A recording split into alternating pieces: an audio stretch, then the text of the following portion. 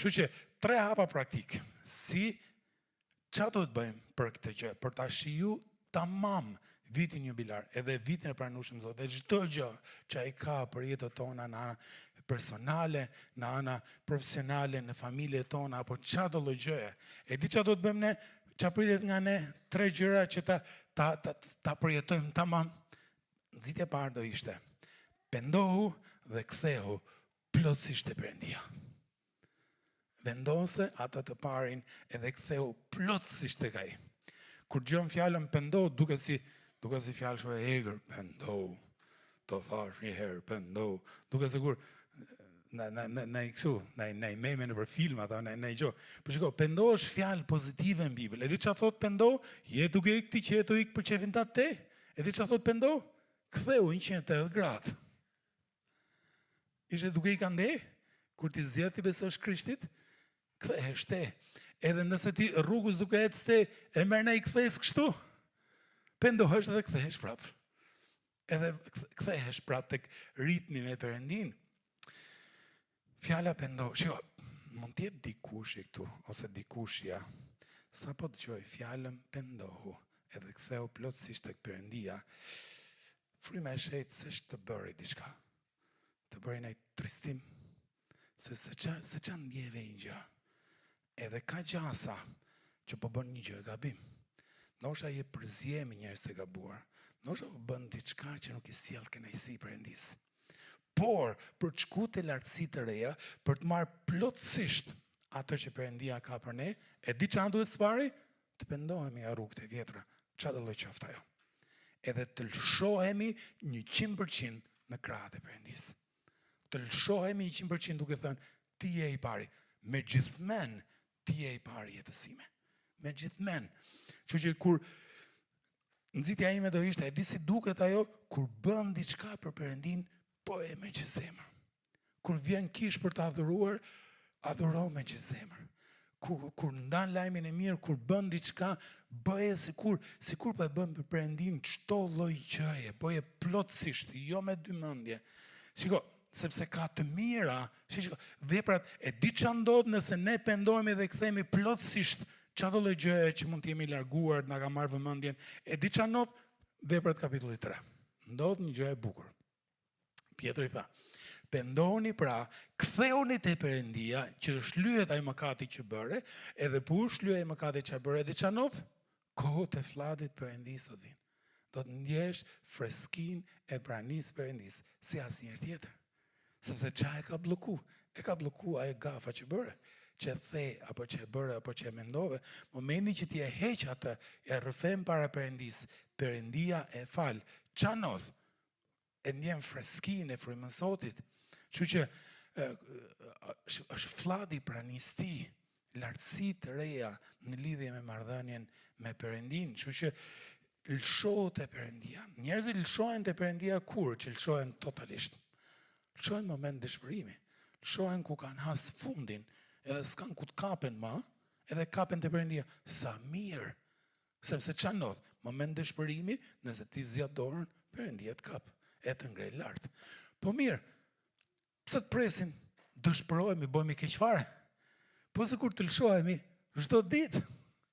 E të lëshohemi në ditë mira dhe në çdo lloj kohe.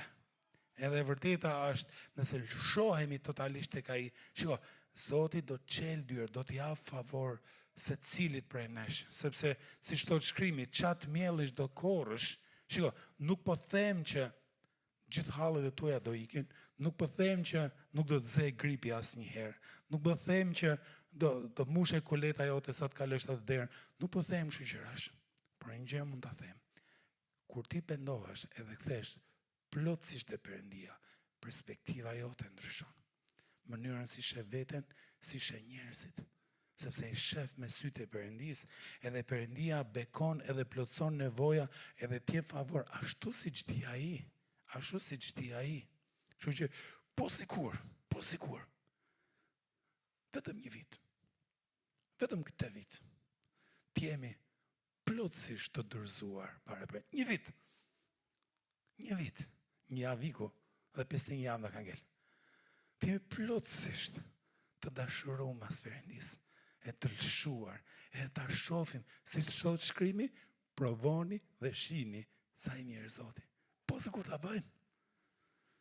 E dyta, sepse kemi nda mendjen, do e marrim çdo gjë që Perëndia ka për ne në 2026.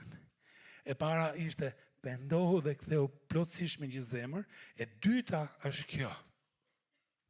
E dyta është dil, hiq, largohu nga çdo gjë e vjetër.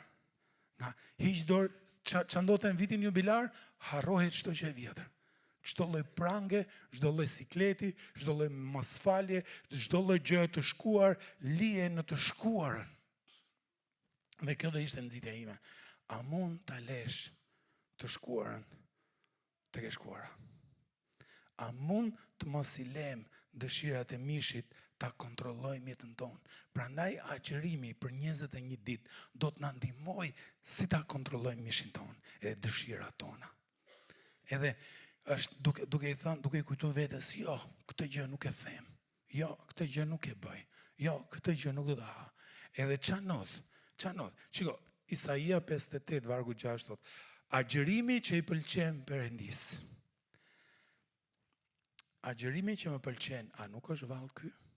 Të thyesh zinxhiret e ligjësisë. Edhe e di ç'a ndodh, nëse ti mban mosfalje në zemër, ti je për të bërë rob i keq. Nëse ti mbledh mosfaljen në zemrën tënde, të bësh rob i ligë. Sepse duke grumbulluar mosfalje, ti do mendosh hakmarrje. Si t'ja bësh, si mos t'ja bësh, si mos t'i folish, si t'i mash inat, si t'ja bësh këtë, të bësh atë. Është viti që të thyhen zinxhiret e ligjësisë, të zgjidhen verikat e zgjedhës, t'i lësh të lirë të shtyprit, ore të thërmosh, të dërmosh çdo lloj zgjedhje. E thush, unë jam i Krishtit totalisht. Me gjithë mendje, me gjithë zemër, me gjithë shpirt, jam i atij krejt. Jam i atij krejt. Pse? Ja ta them këtë thënien. Nuk shkon dot në lartësi të reja. Nëse të ka ngel koka mbrapa. Ç'a ndodh nëse ti ec në Tiranë kështu? Të bish puset. Sa akoma janë ca puseta hapët. Do shtypi në skuter, po harrova që skuteret janë heq. Por e sigur që do të ndodhi diçka. Nuk mund presish gjëra të reja në 2026 nëse kokën e ke mrapa, ke 2025. Dhe kjo është thënie që ti e ke lexuar 100 herë vjet, sepse del në prill sa shumë shpesh. Pra e para cila ishte? E para është lartësitë e reja duan pendim dhe dorëzim totalisht e Perëndia 100%. Edhe e dyta, lartësitë e reja duan çfarë? Të heqim dorë nga çdo gjë e vjetër, nga çdo gjë që na pengon, që nuk na le të ecim përpara. Cila është e fundit? E fundit është, shiko, Perëndia e pastron të shkuarën, 1, e bën balancën 002, na jep një fillim të ri, 3, por nuk e le fletën bosh. Thot, më rri aty mirë. Jo, te fleta shkruan diçka të re. Shkruan një plan të ri, shkruan diçka të re, e mbush me diçka të re.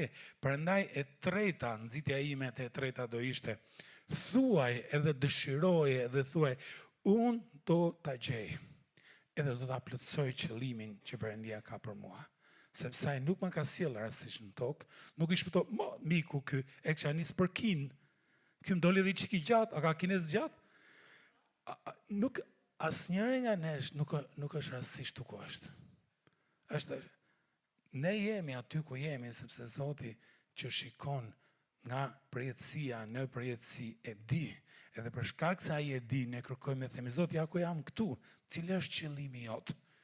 Edhe sepse kur ikin të vjetrat, edhe ngel fleta bosh, ç'a bën Perëndia? Shkruan diçka të re, ku i gjemte? Tek Jeremia. Jeremia 29. Ky është varg që të gjithë e dini përmend, me shumë gjasa. Perëndia thot, unë i njoh mendimet që kam për ty. O, ti si e i panjohur. Thot, o Zot, a më njeh ti mu? A më ke pa ndonjëherë? Thot, ç'a thu? Unë i njoh planet që kam për ty, thot Zoti. Edhe kur i numroj, janë mendime, janë plane paqe dhe jo të skeqes. Edhe di ç'a planesh janë për të dhënë jetë ardhme edhe për të dhënë shpresë. Sa bukur. Ai ka plane, ka të ardhme, ka shpresë, sepse ai do që ta shkruaj planin e tij, të ajo fleta bosh, tek ajo e reja, tek ajo e pastra. Edhe ja ku e gjejmë, Efesianët 2:10, edhe këtë kam si e dini përmendsh. Ne në fakt, ne jemi vepra e tij. Ne jemi e tij, të tij, jemi të tijët. I përkasim atij, jemi krijuar dhe formuar në Krishtin, si vazhdon vargu, të krijuar në Krishtin për vepra të mira që Perëndia përgatiti që më parë që ne të ecim në to. Ai na ka kriju vetë që të bëjmë një gjë të mirë, që të bëjmë diçka mirë. Ai ka vendos gjithë ingredients brenda teje për atë gjën e mirë që ka përgatitur. I ka vendos gjithë aplikacionet. I ka vendos gjithë aftësitë, dhuntit, dëshira, çdo gjë e ka vendos që shkon me ty edhe shkon me planin që ai ka për jetën tënde. Kështu që nxitja ime do të ishte, e di cila do ishte fundit, ishte hidh një hap më tutje. Kjo do ishte e fundit, pjesa e fundit e mesazhit. Edhe është, këtu janë disa hapa. Nxitja ime do ishte mos rri në vend. Hidh një hap, bëj diçka, veç lëviz. Veç mos rri në vend. Edhe hapi, e di që do ishe për ato që nuk është pagzu, nëse nuk je pagzu, ky është viti pagzimit. Edhe Francesco është gati për të pagzu.